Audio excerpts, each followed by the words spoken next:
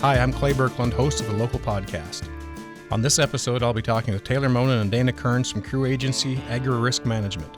Tune into the Local Podcast on the Big 81 this Saturday at 11:05. Welcome to the Local Podcast. I'm your host, Clay Birkland. With me today in studio is Taylor Monin and Dana Kearns from Crew Agency Agri-Risk Management. Thanks for being on today, fellas. Morning, Clay. Thanks for having us. Yes, thank you, Clay. You know, I hate to give away his age, but my dad's 82 years old this year, and we've had the best years of his life in the cow-calf business in western South Dakota, along with all the other folks that do that for a living. The thing that makes us nervous as bankers is when prices get that high, and then the first thing we hear is operating costs are high. So how do we start protecting ourselves from the bad things that can happen in our business? Because we know they're all there, and I guess that's why we have you in today, is to discuss with us what you are using for tools for risk management and things we can do to mitigate some of our concerns and protect revenue. If I could have you introduce yourselves a little bit and tell us your history and how you got into what you're doing, and then we'll proceed and get into the meat of the act. Sure. Taylor Monin. I grew up actually in eastern South Dakota. My dad was a banker growing up, so I've been around the risk management portion of this for a long time. But moved to western South Dakota in 2010. Two different worlds for sure, east and west. Risk tolerance and just drought and things like that way more prevalent out here. What we do at Crew Agency was started in 1984, so we're going on 41 years now. Grady and Bernice Crew started it in 1984, basically at their kitchen table, and it's grown into a fair amount of full-time agents. And we've kind of carried the torch, feel like we're carrying the torch now for the next generation. But as far as the rancher side goes, for western South Dakota, livestock risk protection has been a big tool for us. The pasture, rangeland, and forage, the rainfall index has been a big tool for us. But today I think we're more focused on the livestock risk protection. It's a program that's been around, for 15 years or so. We've seen great improvements in it over the years and a lot more participation. And like you said, the bankers have gotten to know about the program and how it works, and they're, encouraging or, leaving it as an option for their customers. And we hear a lot of that, and we're glad to educate them how we can. Thanks, Taylor. Dana? Yeah, Dana Kearns here. I've been with Crew Agency for 10 years. I guess I started in 2015. Taylor and the guys brought me on, and since then, I guess I grew up in the Phillip area, growing up on a family farm out there, which now my cousin and uncle run.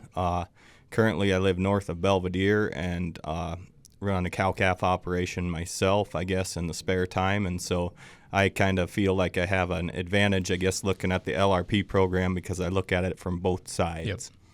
Yep. We've all gotten more familiar with it over the last few years.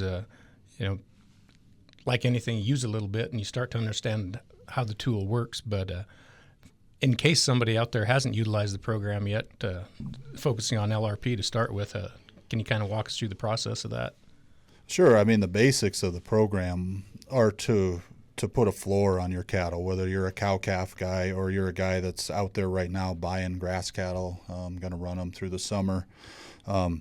It's not a get-rich-quick type of program. There's some misleading stuff out there, but it's just a way to protect yourself on the bottom side and not having to give up anything on the gain side. So I think to interrupt, Taylor, I hear people say, I've sold my calves on LRP, and I always remind them, you haven't sold your calves, you've protected the revenue stream, but you have not sold the calves yes, yet. That's a good point, Clay. I mean, it's price protection is what it is. I mean, and so you're battling with a price based off of the futures board that is set daily, and we get those offers, and then in the final you're against the feeder cattle cash index, so 7 7 days of sale barns throughout the central part of the United States, 700 to 900 pound steers, whatever that value comes in versus what you set your floor at on the futures board. So I guess that's probably one of the biggest misconceptions of the program is, well,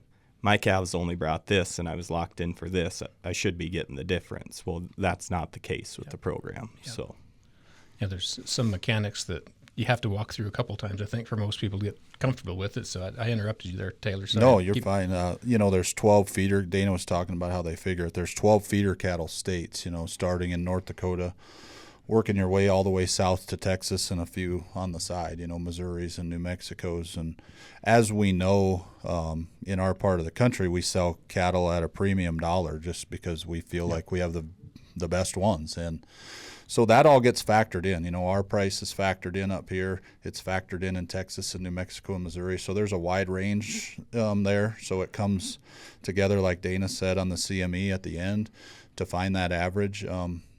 We feel that it is beneficial to people in our neck of the woods just because of having the best cattle and getting to sell those at a premium. So, a program that we really believe in more so every year just because of the improvements that have been made over the years by RMA. How long has this product been around? About 2010. yeah, I would say right around there. But we've seen significant improvements to it. It used to be you had to lock your cattle in. You had to write a check for the premium that day, which people did not like, obviously, because some of them had to go borrow the money, pay interest on the money, and then wait until their calves sold in the fall. They've made that change, I think, 4 or 5 years ago, where the premium is due now at the end, which is a great change. Government subsidies. How long has the another subsidy thing. been on that? It's since 2021 crop year, I guess they would have The increase of the subsidy. Yeah. It's always been subsidized, but the increase of it came in 2021. So if you're buying a 95% coverage level or higher, you're getting subsidized 35% by the government, where prior to 2021 it was only a 13% subsidy. Yeah. So that was a big change. Pretty significant. And then they've added classes to that over time. Most Correct. Recently, unborn, is that accurate? Yep, the unborn steers and heifers, which we felt was a great addition to it because it gives these guys the opportunity. You can essentially sell your calves, say, at the end of October or November and turn around and be looking at the futures board for your next year's calf crop, after your preg checking and whatnot. So. Yeah, prior to the unborns being available, they had a steer weight 1 class and a heifer weight 1 class, which is steer and heifer calves, but you could not buy the product until they were born. So it limited them to the day they started calving, say April 1st, and sold November 1st. They had to do it in that time frame, and then you have to be at least 13 weeks ahead of that. Our shortest contract available is 13 weeks. So their time to buy this product was pretty limited. Yeah. And now with the unborn thing, it's just been a fantastic change, especially in the cow-calf world, which we live in. I think that's a pretty important thing for us to point out that we're in studio January 29th, and I think the 6-weight or the 599-pound steer is 280-something. Maybe doesn't matter, immaterial, but I can't close that contract today because my calves aren't born. Right. I can do the unborn, but I cannot do that steer yet because it's, and I. Yeah, the unborn deal really opened up a lot of marketing opportunities, and you see it from the banking side of it too. You sell your calves, come in for renewal. There's potential for them to sit there right with you that day and say, here's a good floor for my calves for next year. What do you think of this? Yeah, we've had that conversation a lot over the top of the desk of. We're going to buy some bred cows. We need 50, 75 head. Does it make sense? Well, if we can revenue protect the unborns at 1650-ish, it makes a lot easier for us to figure out what that cash flow is going to look like if that cow can get paid for or not. So, yeah, it's a tool we utilize. Yeah, and we've had a great market through the fall and through the spring, and, talking about bred cows and, bred heifers. You guys know where we are on the price of those. So to be able to lock a floor in on those calves that aren't born yet on something you had to give probably more money than you wanted to is a huge thing. It's a little hard for some of us to give up that premium at any point in time if we think the cattle market's going to be strong, but My opinion, I'll get your feedback on it, is we all believe the market's going to be strong. You look at the board today, is 275 on an August feeder. But there are those black swan events, and that's probably the biggest reason that I like for people to do it. Absolutely. And we get this question daily, multiple times daily. What's the cattle market going to do?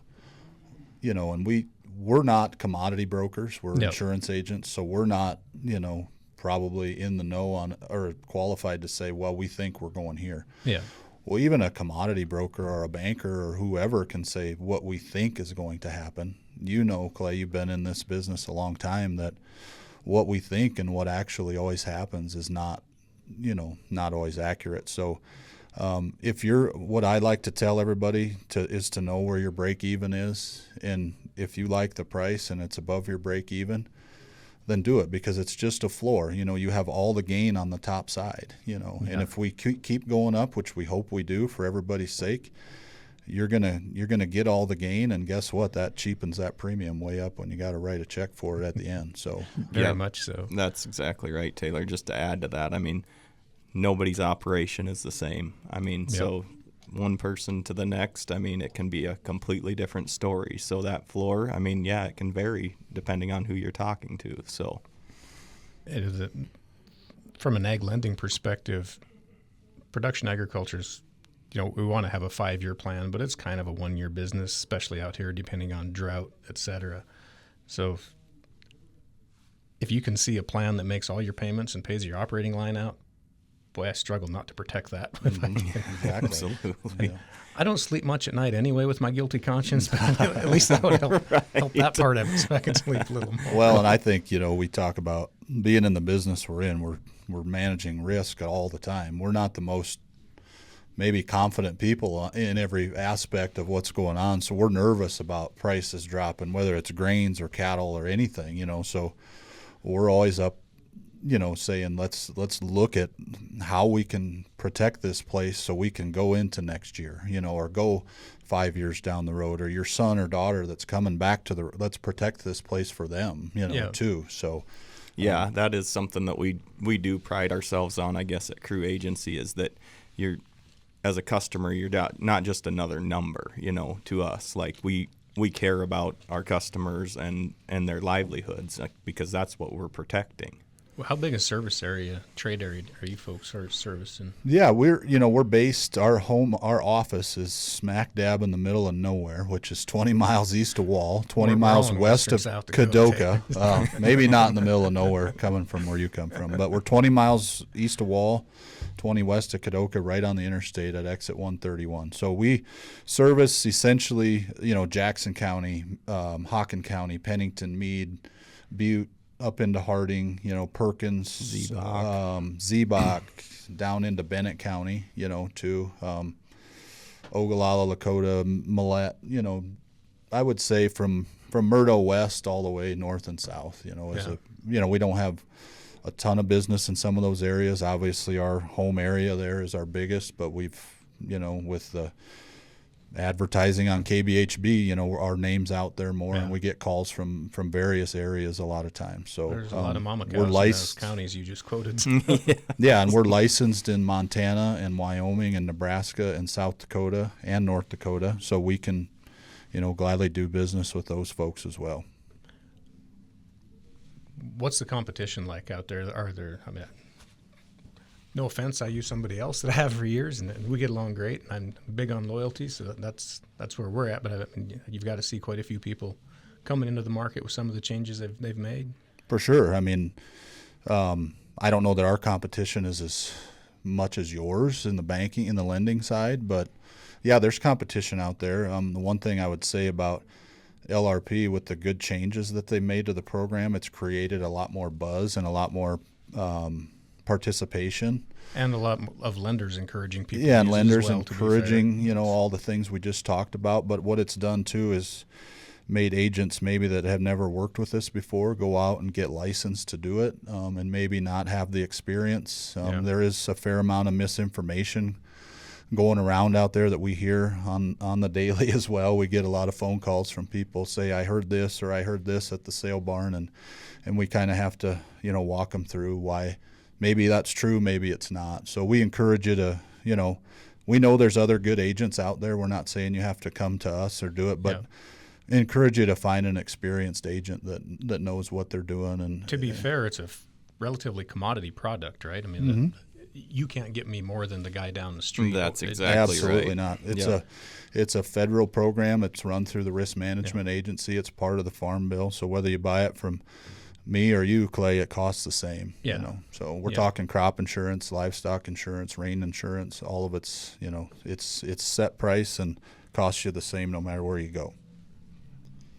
Are the bulk of the sales you make on 6-weight steer calves and then some feeder cattle? You don't do a lot of live cattle, that kind of stuff through? No, we don't do. I mean, there's occasionally the people that dab into the fat cattle end of it, I guess. But very little of that. I'd say 95% of our business is based upon guys that sell off the cow in the fall or run backgrounded till February, or yearlings. I mean, we're pretty much in the weight 1 unborns, weight 1 category and weight 2 category. We don't dabble too much into the fat cattle and stuff, but that is available, and we do know enough about it, I guess, about the program, that we are confident in selling that as well. So mechanically, if I listen to this and I want to do it, give you a phone call, and what do I need to know and what do I need to have ready to start that conversation?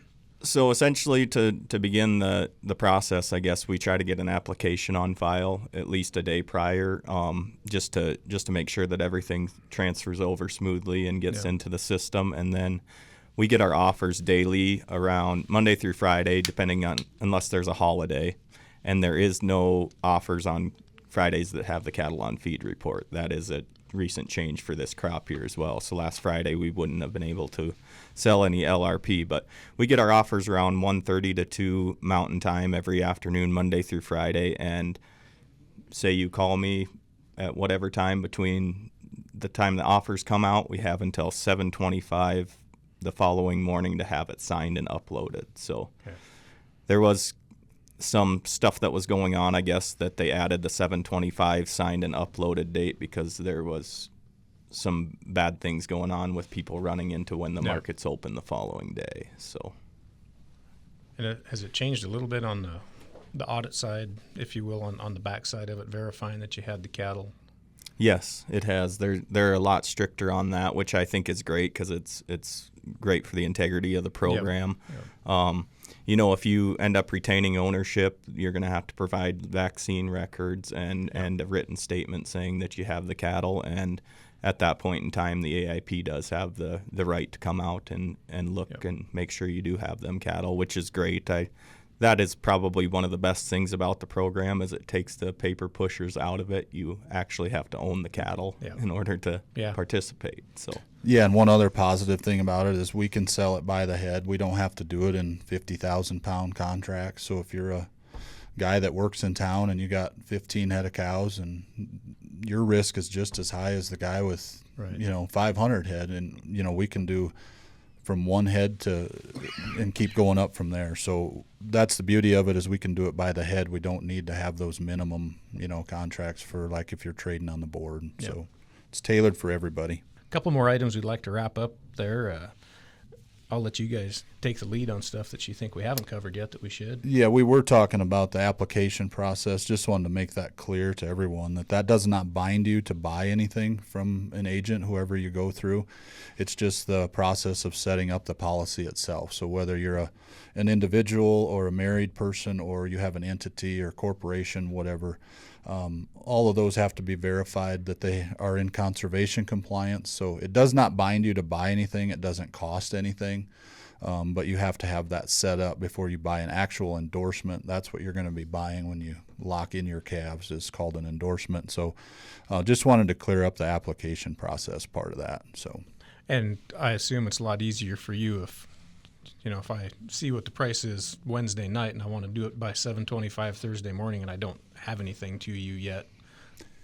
a lot easier for you to have that process completed beforehand. Yeah, it's and do it great all for in us to 5 have minutes. it done ahead of time. There's honestly, in that situation, we might not be able to get that done because Yeah. we don't know that they can check the compliance on the backside and, get you approved in time. So do it as soon as you can. We have many of them in our drawer that have never bought it once in their life, and that's okay. If it ever comes to where they want to, they're all set up They're and ready ready. to go. So, Yeah. yep, earlier the better.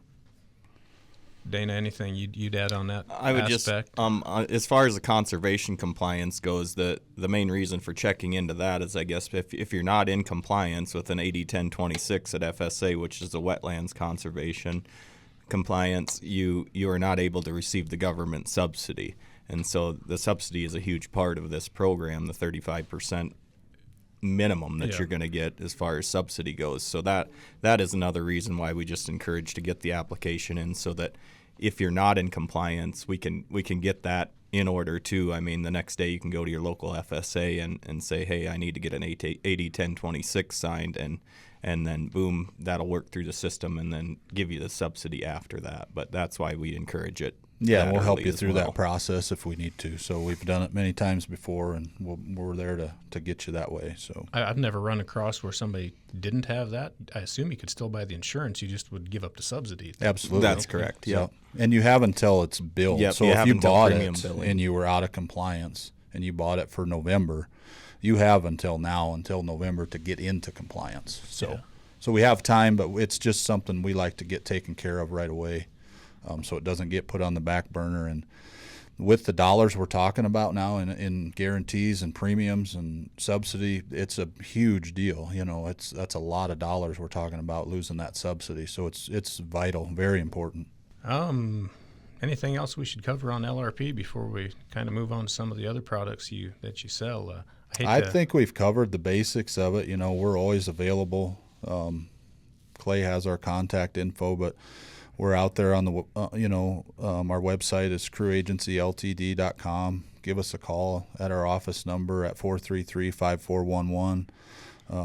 Just reach out to us. We'd be glad to visit with you about, LRP and anything else that, the thing about when you get into LRP and then people say, well, can I do this? I've heard this about maybe planting a forage crop for hay or, rainfall. So there's many things that tie to each operation so that we can sure go through with you as far as your risk management plan goes. I'll beat the dead horse one more time. If you're thinking about it, get your application Do it. stuff prepared, at least. Then if the price Absolutely. point gets to where you want to do it, it's a phone call and not a Yeah. Absolutely. last And minute and I would say that's another thing, Clay, that it's misconceived on the word crop insurance. I mean, when you initially hear that, you think, row crop, wheat guys, and that's not. They've added so many programs to crop insurance, just like the LRP, the annual forage program, the pasture, rangeland, and forage that are tailored to help these ranchers, and them are Yep. policies that weren't available before. So I guess that's probably a pretty good segue into moving away from the LRP products and some of the other things you guys offer. So table's open. Yeah, we have what's called a pasture, rangeland, and forage policy as well.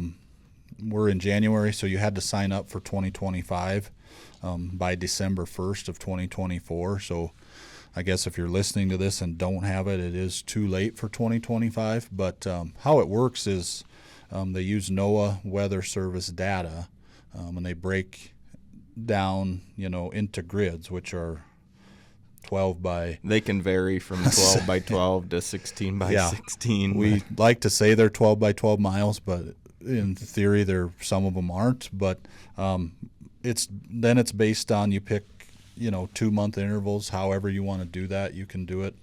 When you really need the moisture, say you do a March-April interval and then you go a May-June interval, and it's all based on historical data from the percentage of normal. We've got data back to 1948. There's a normal set for each one of those months, and if you're below that threshold, then you're going to get kind of paid the difference of where that threshold was and what actually we got for moisture. So it's been a good program. It's just like the LRP. It's evolved over the years, gotten better. We're real comfortable with it in a lot of areas, but there's certain areas that maybe we don't know about that it's going to work. But the beauty is we have the ability to go look at your grid and look what's happened historically and say, hey, do you kind of agree with this from, say, 2019? Were you really wet and didn't get a payment? And they say yes, or they say no, that's not accurate at all. Maybe we have to dig into that more to see if this really works for you in your area, because they're using National Weather Service stations, so they're collecting that data. And we know if we get into certain parts of you get into the Faith and Lemon and that part of the world, maybe there isn't weather stations very, very often. So they're pulling from the nearest ones they can, but the nearest one might be a ways away and have different conditions than you've had. So it's just something that we need to do research on. We're glad to sit down with you about it. So many different options as far as intervals, coverage levels, productivity factors, something we'd love to sit face-to-face with and show you. But a program that the people have been in it, there's a lot of them that would swear by it. They've been profitable with it over the years. And, again, just another product that we offer. Annual forage, the basics there are the same. It's broke down into grids and intervals and coverage levels, but that is for annually planted feed crops. So forage sorghum, Sudan grass, teff, things like that that are annually planted, so you can have some coverage there. You can buy NAP insurance on those as well. But the NAP is kind of a county-based thing, and maybe not as high a coverage, I would say, probably as NAP. The only thing with annual forage and NAP is you can't collect it twice. So if you have both policies in place, you basically have to take which one paid you more and give back the other one. But those are two programs that are tailored for the ranchers. We've heard for years, even when I first started in 2012, I thought myself it was pretty farmer based, the RMA was. And we've worked, we feel like we've worked hard at it. We've had conversations with senators and congressmen, and we feel like that we're getting with these programs, we're getting there with the rancher. Is there more things we can do that can be done to help them? Absolutely. But we feel like we're going in the right direction as far as that goes. So it's not, like Dana said, it's not just crop insurance. We're getting banded out to try to help these ranchers too and manage their risk and just make them feel more comfortable and make their lenders feel more comfortable and the next generation coming back more comfortable. So like he said, we're in it for the long haul, and we're glad to sit down and help anybody. And no two operations are the same. We don't know. Maybe you had to go buy your whole place, or maybe you're a fifth generation. Those are different things, and people's break-evens and risk tolerances are all different. So we love to sit down with every individual and go through it and just tailor your policy to what you really need. So the PRF, is that available to me as a landowner or me as a tenant as well? It's available to the tenant as well, I guess. They break it down to essentially who's running the cattle on that land. In order to participate in PRF, you have to prove cattle at some point in time. So if you were to get audited, you would have to have some proof of ownership that you have cattle. So I guess if you're out leasing some retiree's place in his grass, you as a tenant, you can insure them acres as well. So, and he cannot. Right. You have the skin in the game with the if it doesn't rain, there's no grass. So now where do I go? So it's the grazing risk by the owner right. of the livestock that you're insuring. Yep. Yeah, that's been a nice addition to the arsenal in the last few years. Absolutely. From a cash flow perspective, that one too is due at the end of the cycle, correct? Correct. Yep. Which has been a nice. Yep. And that I don't want it to get confused with the PRF and the annual forage. The annual forage, if there's a payment on NAP and annual forage, you have to pick one or the other. But that is not the case on the PRF on the grassland. You can collect on your NAP as well as your payment from the PRF. Well, we've talked quite a little about different ways we can manage risk for folks in our part of the world. Anything else you want to? Yeah, we're a full-service crop agency, so we do multi-peril insurance. We do a lot of that as far as we talked about row crops, wheat guys, all of that, we're well versed on that. Crop hail, we know that we live in a hail heavy area. So hail is a private product, it's called. It's not subsidized by the government. It's just rated on historically what's happened in your township and range, wherever your land lies. So the higher dollars that it costs you to insure something, that means you've gotten more hail in the past than More susceptible. anybody else. So when you start looking at rates in western South Dakota, some of them might blow you away a little bit compared, but it's just because that risk is way higher here. You have more risk, clearly. Yes, because of absolutely. that, So another good product that we offer is crop hail and wheat and corn and milo and all those things. We cover a lot of that as well. So I flipping through your website, I see Pasture Fire. I'm not familiar with that one. Is that? Yeah, so Pasture Fire is available. The conditions right now, I guess, are not really in our favor as far as moisture has gone. So that is available for purchase. I believe that it is, what is it, 20 cents 100? Yeah, or 25. 20 or 25 cents. I'd have to look that up for sure, but per $100 of coverage, and essentially what it is it covers your pasture from a fire incident. So if you're out that grass, then hopefully you're getting some money coming back. To covers you on a per acre basis. Okay, get you. So yeah, something to definitely look into. There is a deadline, as we get into the spring and summer months to do that, and that could vary going year to year. So just call and we can look up your county and when that actually has to be in place by. Okay. But something to definitely think about for this year. If you would, again, give us your website and your phone number so people Yeah, can... we are at www.crewagencyltd.com. Our office number is 605-433-5411. Call us anytime.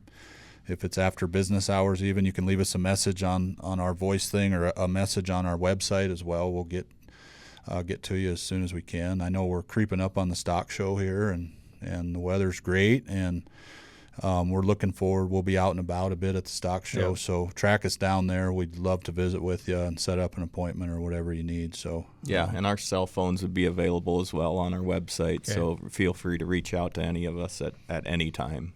So absolutely, we did I'm not bragging, but we have a cutoff on the LRP. I did one at 10 to 6 this morning. For somebody that was like, man, I don't know. I really want to get this done, and I'm sorry to call you at 5:50 a.m., but we take care of you as best we can. Now during the stock show, I don't know if you can wake me up Might at not be the best 5:50 in the morning, but you can try. You can try.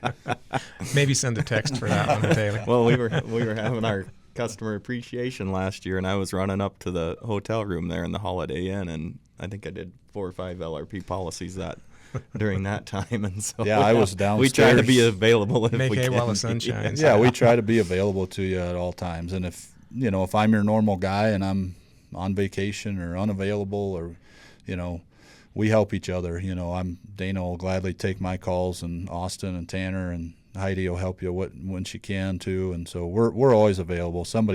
You'll get a hold of somebody. Well, you've been very informative. I hope if there are any questions that we haven't answered, we've given people the contact point to get those clarified, and I thank you guys very much for your time today. We appreciate you having us here, Clay. It's always good to reach out to people. We feel like we're out there and available, and there's crop agents out there and available, but you hope you reach somebody that's maybe never heard of this before, and we can help them out going forward. So we appreciate you having us on. Thank you, Clay.